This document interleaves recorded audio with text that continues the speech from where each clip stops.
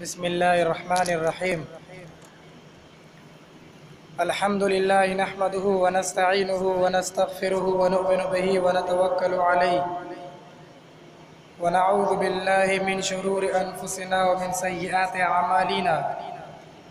من يهده الله فلا مضل له ومن يضلله فلا هادي له، وأشهد أن لا إله إلا الله وحده لا شريك له، وأشهد أن سيدنا وسندنا ونبينا ومولانا محمدا عبده ورسوله صلى الله عليه وعلى آله وأصحابه أجمعين ومن تبعهم بإحسان ودعا بدعوتهم إلى يوم الدين. أما بعد، عن أبي سعيد الخدري رضي الله تعالى عنه قال: قال رسول الله صلى الله عليه وسلم: من أكل طيبا وعمل في سنة وأمن الناس بوائقه دخل الجنة. فقال رجل: يا رسول الله، إن هذا اليوم لكثير في الناس. قال: وسيكون في قرون بعدي. رواه الترمذي. أو كما قال رسول الله صلی اللہ علیہ وسلم. محترم حضرات، ابھی آپ کے سامنے جو روایت پڑھی گئی، اس کے بیان کرنے والے ایک صحابی حضرت ابو سعید خدری رضی اللہ تعالی عنہ ہیں. حضرت ابو سعید خدری رضی اللہ تعالی عنہ نے فرمایا کہ اللہ کے رسول صلی اللہ علیہ وسلم نے ارشاد فرمایا: من اکل طیبا، جس آدمی نے پاکیزہ چیز کھائی،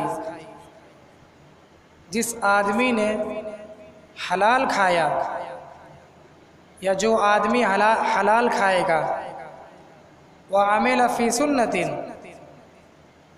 اور جو سنت کی موافقت میں عمل کرے گا، یعنی سنت پر عمل کرے گا، اور جس کی تکلیف سے، جس کی ذات سے اور جس کے شر سے دوسرے لوگ محفوظ رہیں، دخل الجنہ، تو ایسا آدمی جنت میں داخل ہوگا. ایسا آدمی جس نے اپنی پوری زندگی میں حلال مال کھایا. طیب، اللہ کے نبی صلی اللہ علیہ وسلم نے فرمایا ہے، ایک ہے حلال، ایک ہے حرام. حلال میں بھی بعض مرتبہ شک شبہ ہوتا ہے، اس میں کچھ ملاوٹ ہوتی ہے، آدمی کچھ نہ کچھ اس میں غلط کام کر جاتا ہے. وہ مال تو حلال ہوتا ہے، لیکن کبھی کبھی اس کا طریقہ غلط ہو جاتا ہے حاصل کرنے کا.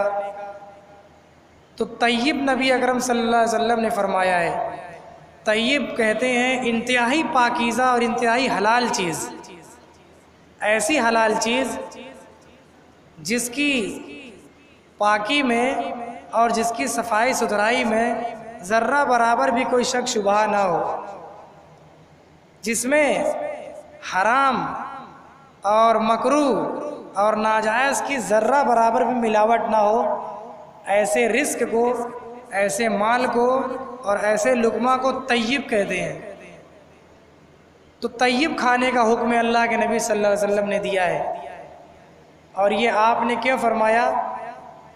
ہم سب جانتے ہیں کہ یہ حدیث، یہ جو اتنی موٹی کتاب یہ حدیث کی ہے، اس سے موٹی موٹی کتابیں، لاکھوں حدیثیں ہیں نبی اکرم صلی اللہ علیہ وسلم کی. یہ ساری کی ساری حدیثیں یہ قرآن کا بیان ہے، قرآن کی تفسیر ہے. قرآن میں اللہ تبارک و تعالیٰ نے فرمایا یا ایھا الذین آمنوا کلوا من الطیبات واعملوا صالحا، اے ایمان والو تم لوگ طیب کھاؤ، کلوا من الطیبات، جو طیب اور پاکیزہ چیزیں ہیں۔ یہ نہیں کہا یا ایھا الذین آمنوا کلوا من الحلال،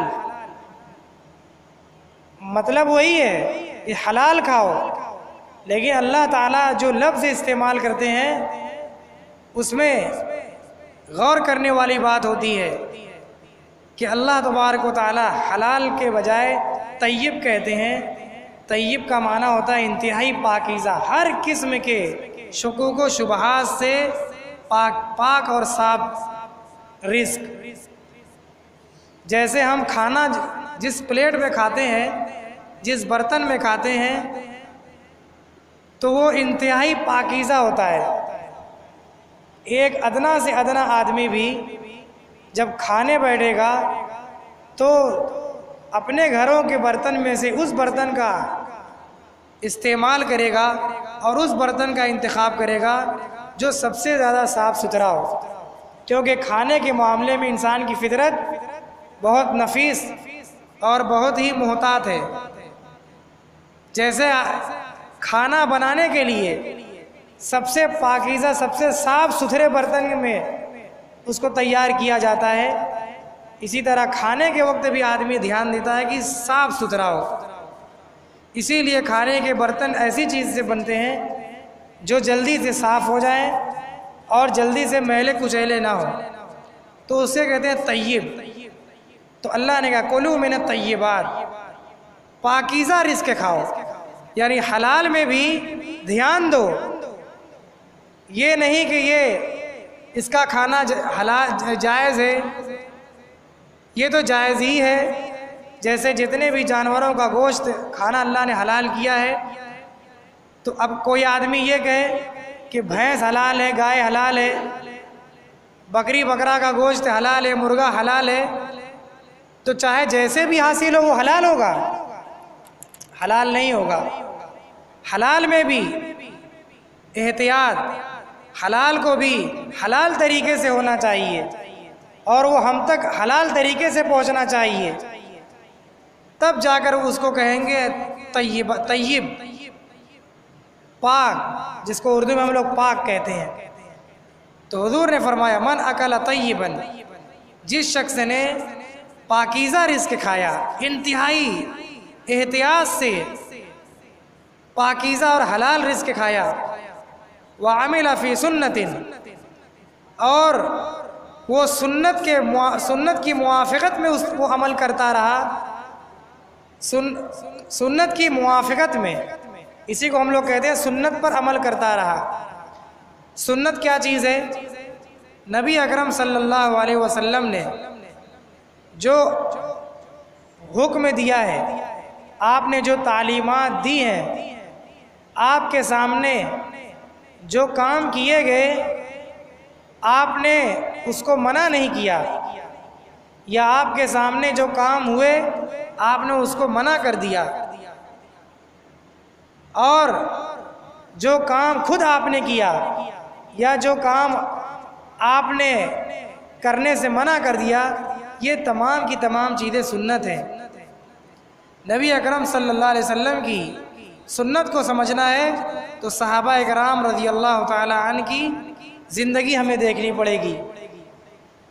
اسی لیے کہا جاتا ہے کہ سنت پر سب سے پہلے عمل کرنے والے صحابہ کرام ہیں۔ نبی کو جن لوگوں نے پایا ان لوگوں کو صحابہ کہا جاتا ہے۔ انہوں نے اپنی زندگی جس طریقے سے گزاری ہے، نماز جیسے ان لوگوں نے پڑھی ہے، جیسے ان لوگوں نے روزہ رکھا ہے، جیسے ان لوگوں نے عبادتیں کی ہیں، جیسے ان لوگوں نے معاملات کیے ہیں، وہ سب قرآن اور حدیث کی تفسیر ہیں۔ اس کو کرنا سمجھنا بہت آسان ہے۔ ہمیں صحابہ کی زندگی پڑھنے کی اور صحابہ کی زندگی کو دیکھنے کی ضرورت ہے، انہی کی زندگی سے ہمیں سنت ملے گی۔ تو جو آدمی سنت کے موافقت میں عمل کرے گا وَأَمِنَ النَّاسُ بَوَائِقَهُ، اور جس کی شرارت سے، جس کے شر سے اور جس کی نالائکی سے دوسرے لوگ محفوظ رہیں، جس کے برے اخلاق سے، جس کی بری بات سے، جس کے برے کردار سے اور جس کے برے رویے سے دوسرے لوگ محفوظ رہیں، ان تین طرح کے لوگوں کے بارے میں اللہ نے کہا، اللہ کے رسول نے فرمایا کہ وہ آدمی جنت میں داخل ہوگا۔ اب ہمیں اس حدیث سے یہ سبق ملا کہ جنت میں داخل ہونے والے تین اہم عمل ہیں۔ سب سے پہلے جو ہم کھائیں اس میں ہم یہ دھیان دیں کہ یہ پاک ہے کہ ناپاک، یعنی حلال ہے کہ حرام، اور حلال ہے بھی تو یہ انتہائی اس میں احتیاط برتی گئی ہے کہ نہیں برتی گئی ہے۔ جیسے یہ ابھی بقرعید کا موقع آ رہا ہے، اس میں جانور ذبح کیا جاتا ہے اللہ کی راہ میں، تو اس میں کتنی احتیاط اور کتنا مسئلہ بیان کیا جاتا ہے کہ جیسے چاہے ویسے آپ اس کو ذبح کر کے نہیں کھا سکتے ہیں۔ آپ یہ نہیں کہیں گے کہ بکری بکرا یہ تو حلال ہی ہے، اس کو جیسے چاہو ویسے ذبح کرو۔ اللہ نے فرمایا فَكُلُوا مِمَّا ذُكِرَ اسْمُ اللَّهِ عَلَيْهِ، جس جانور پر اللہ کا نام لیا گیا ہے، جس کو اللہ کے نام سے ذبح کیا گیا ہے، وہ حلال ہوگا۔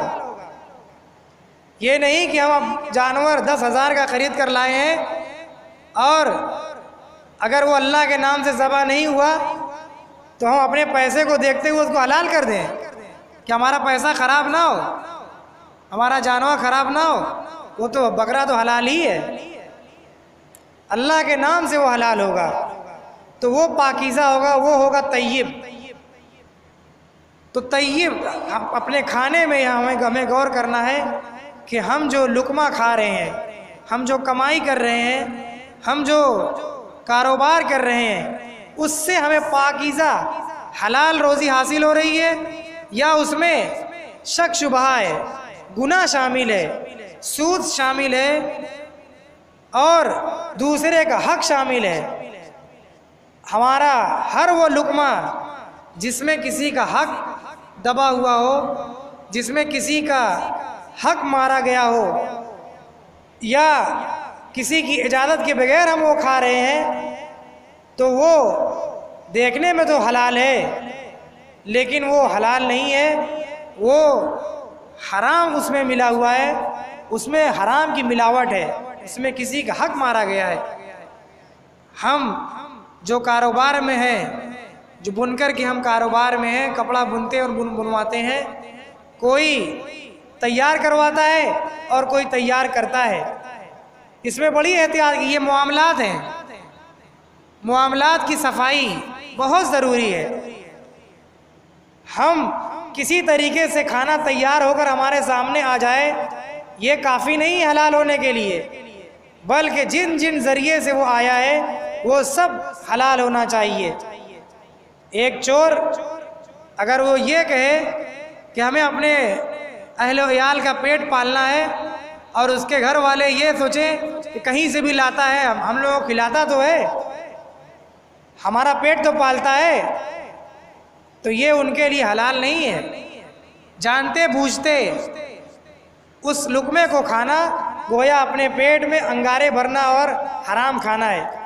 جیسے اللہ تعالیٰ نے یتیم کے مال کے بارے میں کہا کہ وَلَا تَأْكُلُوا أَمْوَالَ الْيَتَامَى، یا اسی طرح آیت اللہ تعالیٰ نے فرمائی ہے کہ یتیم کے مالوں کو نہ کھاؤ، کیونکہ جو آدمی یتیم کا مال کھائے گا وہ اپنے پیٹ میں انگارے بھرے گا، وہ ناحق کھا رہا ہے۔ وَلَا تَأْكُلُوا أَمْوَالَكُمْ بَيْنَكُمْ بِالْبَاطِلِ، سورہ بقرہ کی آیت ہے کہ تم آپس میں ایک دوسرے کے مال کو باطل طریقے سے مت کھاؤ۔ باطل طریقے سے کھانے کا مطلب یہی ہے کہ اس کو حاصل کرنے کا جو طریقہ وہ حلال ہو، اس میں جس کا حق ہو اس کو ادا کر دیا گیا ہو، سارے حقوق ادا کرنے کے بعد اور صحیح راستے سے حاصل کرنے کے بعد تب جو کھانا کھاؤ گے وہ حلال ہوگا۔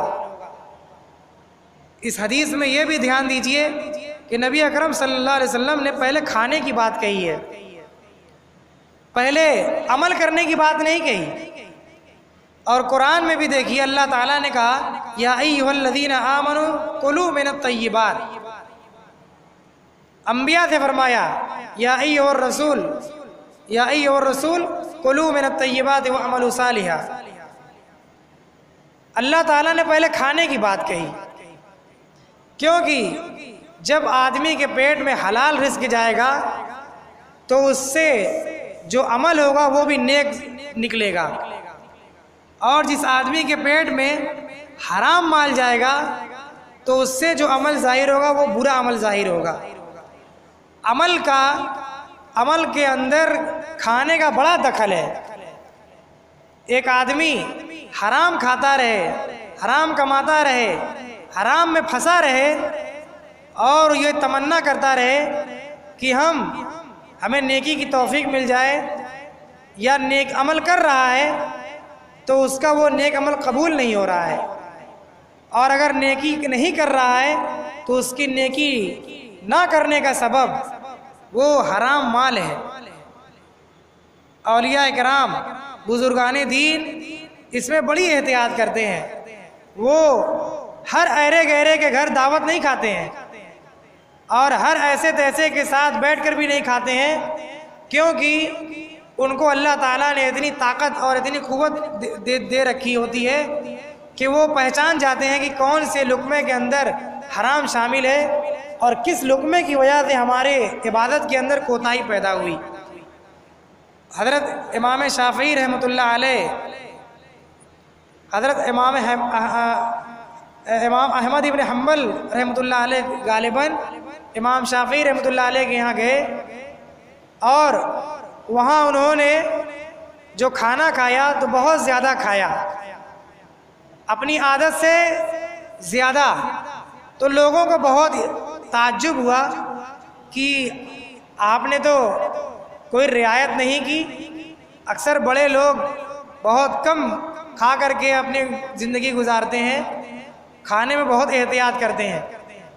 تو انہوں نے کہا کہ یہ امام شافعی جیسے بزرگ اور بہت بڑے عالم، بہت ہی پاکیزہ اور بہت ہی بزرگ عالم دین کے گھر کا کھانا ہے، پتہ نہیں اتنا پاکیزہ اور اتنا پاک، اتنا حلال کھانا مجھے کہیں پھر کھانے کا موقع نصیب آئے گا کہ نہیں آئے گا، اس لیے میں نے زیادہ کھایا ہے۔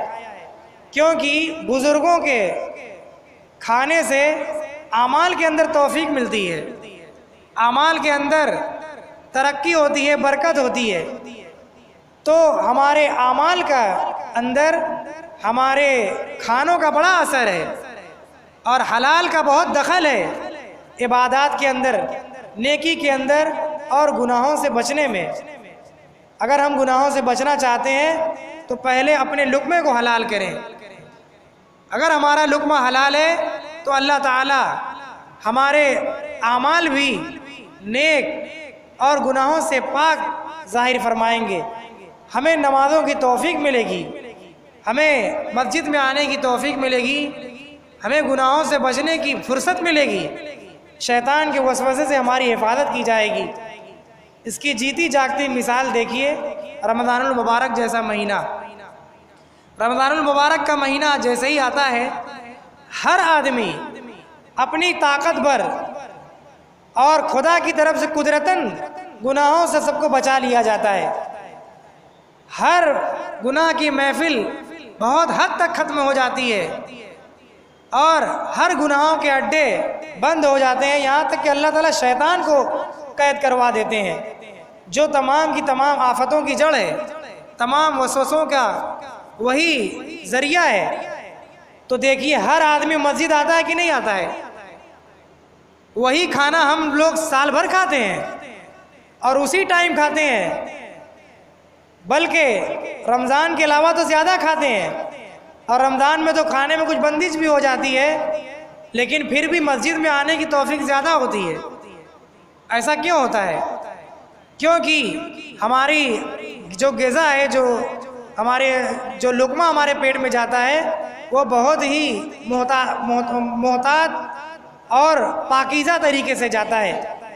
ہر آدمی اپنے کاروبار میں ایمانداری کرتا ہے اور اللہ کے نام سے روزہ رکھتا ہے اور بہت حد تک گناہوں سے بچتا ہے، تو اس کی وجہ سے ہمیں اعمال کی، عبادات کی، قرآن کی تلاوت کی اور دوسری عبادتوں کی توفیق ہوتی ہے۔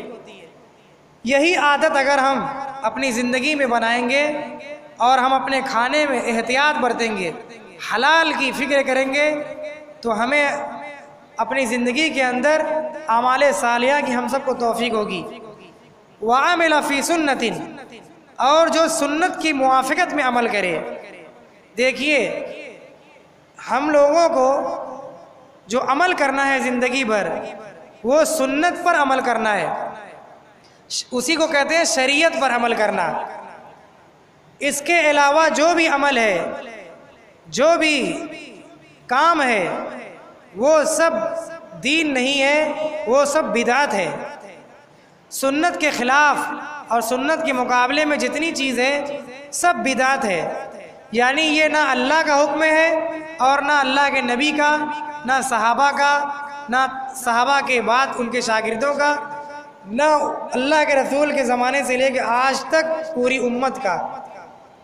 یہ جو آدمی کر رہا ہے یہ اس کا ذمہ دار وہ خود ہے۔ قیامت کے دن وہ اس کا حساب نہیں دے پائے گا، کیونکہ اللہ تعالیٰ نے عمل کرنے کے لیے نبی کی زندگی اور نبی کی سنت دی ہے۔ قرآن یہ قانونی کتاب ہے اور یہ حدیث یہ اس کی شرح ہے، اس کا بیان ہے، اور ان دونوں کو برتنے والے، عمل کر کے دکھانے والے اللہ کے رسول نبی اکرم صلی اللہ علیہ وسلم کی ذات ہیں۔ ان کی جو سنت ہے، ان کی جو تعلیمات ہے اسی کو سنت کہتے ہیں، ان کے جو طریقے ہیں اسی کو سنت کہتے ہیں، ان کا جو دین ہے اسی کو شریعت کہتے ہیں۔ اسی پر کامیابی ہے اور وہی کرنا ہے، چاہے پورے محلے میں کوئی اس کام کو نہ کرے۔ ایک مسلمان اگر وہ ایک ایسی سنت پر عمل کر رہا ہے جو اس کے محلے میں، جو پورے معاشرے میں لوگ اس پر عمل ہی نہیں کرتے ہیں، جیسے مثال کے طور پر مسواک یہ پورے انبیاء کی سنت ہے۔ نبی اکرم صلی اللہ علیہ وسلم نے فرمایا السواک مطہرۃ للفم ومرضاۃ للرب، کہ یہ مسواک یہ منہ کی صفائی کی بہترین چیز ہے اور اس میں اللہ کی خوشنودی ہے، اللہ تعالیٰ اس سے راضی ہوتے ہیں، اور یہ انبیاء کی سنت ہے۔ لیکن آج کتنی مسلمانوں کی عادت ہے مسواک کرنے کی، اور خاص طور سے پنج وقتہ نماز کے وقت۔ یہ صحابہ کی عادت تھی اور بزرگان دین کی آج بھی یہ ان کی عادت اور سنت میں شامل ہے کہ وہ مسواک کرتے ہیں، مسواک کر کے نماز پڑھتے ہیں۔ لیکن بڑی اتفاق کی بات ہے اور بڑی افسوسناک بات ہے کہ آج اگر کوئی مسلمان ہاتھ میں مسواک لے کر چلتا ہے یا مسجد میں مسواک کرتا ہے تو اس کی طرف لوگ ترچھی نگاہ سے دیکھتے ہیں اور اس کو کسی مسلک سے جوڑ کے دیکھتے ہیں اور اس کو کہتے ہیں کہ یہ فلاں ہے۔ یہ نہیں دل میں آتا کہ یہ سنت ہے۔ سنت کا دل میں احساس نہیں ہے، اس وجہ سے اس پر عمل نہیں کرتے ہیں اور اس کو عیب سمجھ کر کے دوسرے مسلک سے جوڑ کر کے اس کو کرنا نہیں چاہتے اور اس کو عیب جانا جاتا ہے، بلکہ اس کا مذاق اڑایا جاتا ہے۔ تو یہ بندہ اکیلا اس پر اگر عمل کر رہا ہے تو یہی دین پر ہے اور پورے محلے والے غلط ہیں، چاہے وہ زندگی بھر نماز پڑھیں، قرآن کریں، اپنے آپ کو مسلمان کہیں، لیکن اس معاملے میں وہ بے دین ہے، اس معاملے میں وہ سنت کے خلاف ہیں۔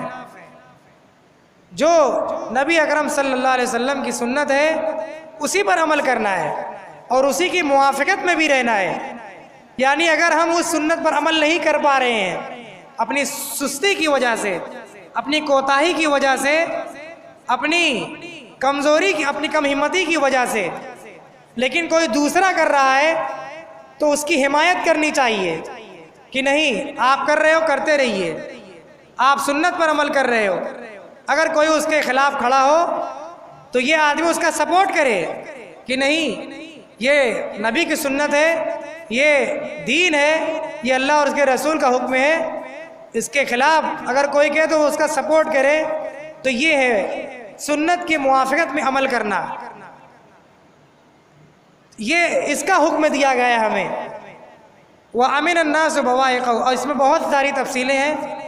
وَأَمِنَ النَّاسُ بَوَائِقَهُ، اور وہ شخص جس کی شرارت، جس کے شر اور جس کی تکلیف سے دوسرے لوگ امن سے رہیں، چین سکون سے رہیں، تو ایسا شخص جنت میں داخل ہوگا۔ اس کی آج ہمیں بہت ضرورت ہے۔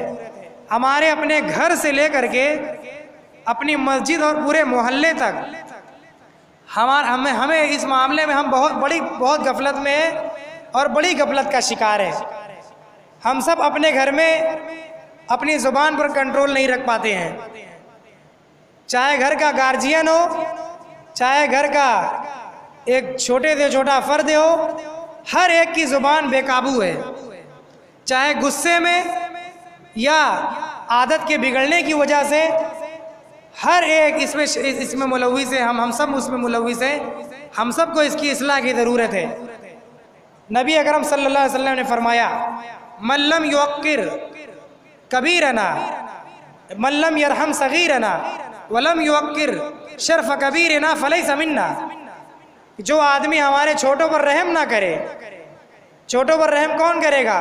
جو چھوٹوں سے بہت ادب سے بات کرے گا، ان کا لحاظ کرے گا، ان کی چھوٹی موٹی باتوں کو درگزر کرے گا اور ان کو تعلیم دینے کے انداز میں تنبیہ کرے گا۔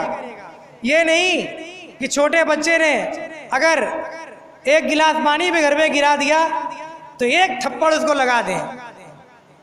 یہ تہذیب اور یہ تربیت کا طریقہ نہیں ہے، یہ بے ادبی ہے۔ یہ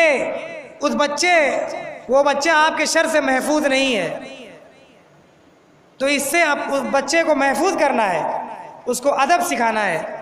من لم یرحم صغیرنا، جو ہمارے چھوٹوں پر رحم نہ کھائے، ترس نہ کھائے، ولم یوقر شرف کبیرنا، اور جو ہمارے بڑوں کی عزت کا خیال نہ کرے، جو ہمارے علاقے، ہمارے اپنے گھر کے آدمی کے ماں باپ اس کے بڑے ہیں، ان سے بڑا کوئی نہیں ہے اس کا، اللہ کے بعد، اللہ کے رسول کے بعد ہر انسان پر اس کے ماں باپ کا سب سے پہلا حق ہے۔ یا ایھا الذین آمنوا، اللہ تعالیٰ نے فرمایا کہ تم اللہ کی عبادت کے بعد سب سے پہلا جو تم پر حق ہے وہ تمہارے اپنے والدین کے ساتھ حسن سلوک کرنا ہے۔ تو ہمارے سب سے بڑے، سب سے پہلے ہمارے والدین ہیں، پھر ہمارے استاد ہیں، پھر ہمارے محلے کے بڑے بوڑھے ہیں۔ اگر ہم ان کی عزت کا، ان کا احترام کا، ان کی توقیر کا، ان کا پاس و لحاظ کا خیال نہ کریں تو اللہ کے نبی نے فرمایا فلیس منا، وہ ہم میں سے نہیں ہے۔ اس لیے ہر ایک کے بارے میں ہمیں اپنی زبان سے بھی، اپنے ہاتھ پاؤں سے بھی اور اپنی عادتوں سے بھی دوسرے کو محفوظ رکھنا ہے۔ اگر کوئی بھی ہماری زبان سے، ہماری عادتوں سے، ہمارے ہاتھ پاؤں سے، ہمارے بیان اور تقریر سے اگر وہ مامون نہیں ہے، اگر وہ محفوظ نہیں ہے، تو ایسے شخص کے بارے میں کہا حضور نے کہ وہ ہم میں سے نہیں ہے اور ایسا شخص جنت میں داخل نہیں ہوگا۔ لیکن اس کا مطلب یہ نہیں ہے کہ ہم حق بولیں اور دوسرا کوئی تکلیف محسوس کرے تو ہم اس کو تکلیف دیں، یہ نہیں کہا جائے گا۔ جیسے نبی اکرم صلی اللہ علیہ وسلم نے جب مکہ کے اندر صفا پہاڑی پر چڑھ کر کہا کہ اے لوگو، اللہ کے سوا کوئی عبادت کے لائق نہیں، لا الہ الا اللہ، لا الہ، کوئی معبود نہیں ہے، کوئی اللہ نہیں ہے، کوئی پوجنے کے لائق ہے ہی نہیں ہے۔ اور اشارہ آپ نے کیا کیونکہ اس وقت 360 بت مکے میں نصب تھے، ان سب کی طرف اشارہ کیا یہ سب کوئی خدا نہیں ہے الا اللہ، اللہ کے سوا۔ تو آپ نے حق کہا تھا کہ جھوٹ کہا تھا؟ کوئی کہہ سکتا ہے کہ آپ نے بہت غلط بات کہہ دی، آپ کو یہ بات کہنی مناسب نہیں تھی؟ جب سب لوگ کو پوچھ رہے ہیں تو آپ کو بھی پوچھنا چاہیے تھا۔ جیسے محلے میں لوگ کہتے ہیں کہ ہمیں ان کو بولنا نہیں چاہیے تھا، کوئی نہیں بولا تو ان کو کیا ضرورت تھی بولنے کی؟ حق بات کو ہمیشہ بولا جائے گا، چاہے پورا محلہ اس کے خلاف ہو جائے۔ تو نبی اکرم صلی اللہ علیہ وسلم نے حق بات کہی، لیکن پورے مکے والوں کو بری لگی، اور سب سے پہلے آپ کے چچا ابو لہب ملعون کو بری لگی، اور اس نے کہا الہذا جمعتنا، تبا لک یا محمد الہذا جمعتنا، آپ کا نقصان ہو، آپ ہلاک و برباد ہو جائے محمد، اسی لیے ہم لوگوں کو یہاں بلایا تھا۔ تو اللہ نے تبت یدا ابی لہب کی سورہ نازل فرما دی، قیامت تک لوگ ابو لہب کو لعن طعن کریں گے، جب بھی وہ کوئی سورہ پڑھے گا ابو لہب پر لعن طعن ہوتا رہے گا۔ تو میں یہ بات کہہ رہا تھا کہ حق بات کہنے میں اگر کسی کو تکلیف ہو رہی ہے، چاہے وہ ہماری اپنی اولاد ہو، چاہے وہ ہمارے والدین ہو، ہمارے بھائی بندو ہوں، ہمارے خاندان والے ہوں، ہمارے محلے والے ہوں، ہمارے اپنے مصلی ہوں، تو اس میں اس تکلیف کا لحاظ نہیں کیا جائے گا۔ اس میں یہ شامل نہیں ہے کہ بہت تیکھا بیان کرتے ہیں یا بہت کڑوا بیان کرتے ہیں۔ حق بات ہمیشہ کڑوی ہوتی ہے، یہ اللہ کے نبی نے کہا ہے، ہم لوگ نہیں کہتے ہیں۔ الحق مرن، یہ نبی اکرم صلی اللہ علیہ وسلم پہلے ہی فرما کر چلے گئے ہیں، اور پوری دنیا کہتی ہے الحق مرن، سچ ہمیشہ کڑوا ہوتا ہے، حق ہمیشہ کڑوا ہوتا ہے، اور وہ ہمیشہ کڑوا ہی رہے گا۔ یعنی کڑوا کس کے لیے ہے؟ جو اس کو قبول نہیں کرنا چاہتا، اور جو اس کو قبول کر لے گا اس کے لیے وہ کڑوا نہیں ہے، اس کے لیے وہ شہد سے زیادہ میٹھا ہے، کیونکہ حق کے قبول کرنے کے بعد کوئی بھی اس کا بال بیکار نہیں کر سکتا، اب اس کو کامیابی سے کوئی دور نہیں رہ سکتا، اور اس کو نقصان سے کوئی چیز اس کو نقصان نہیں پہنچا سکتی۔ تو اس میں یہ چیز شامل نہیں ہے کہ آپ حق بولیں کسی کو تکلیف ہو اور یہ کہیں کہ نہیں آپ بہت تکلیف پہنچاتے ہیں۔ جیسے نبی اکرم صلی اللہ علیہ وسلم نے ایک دوسری حدیث میں فرمایا کہ من سلم المسلم من سلم الناس بیدہ ولسانہ، او کما قال رسول اللہ صلی اللہ علیہ وسلم، کہ بہترین مسلمان، کامل مسلمان وہ ہے جس کے ہاتھ اور پاؤں سے دوسرے مسلمان محفوظ رہیں۔